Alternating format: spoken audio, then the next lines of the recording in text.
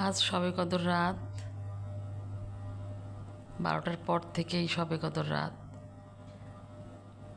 আমরা মহান আল্লাহ তাআলার কাছে ক্ষমা চাইব।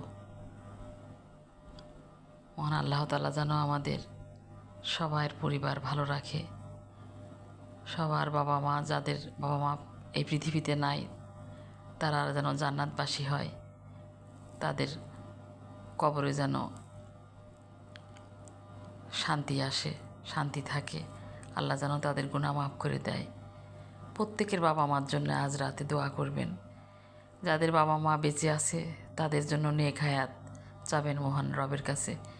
মহান রব যেন তাদের নেক হায়াত দান করেন।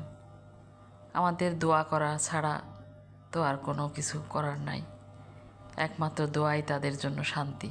কবরবাসী তাদের সন্তানের কাছে দোয়ার আশায় পথ চেয়ে থাকে, কখন দোয়া করবে, কখন দোয়া পাঠাবে।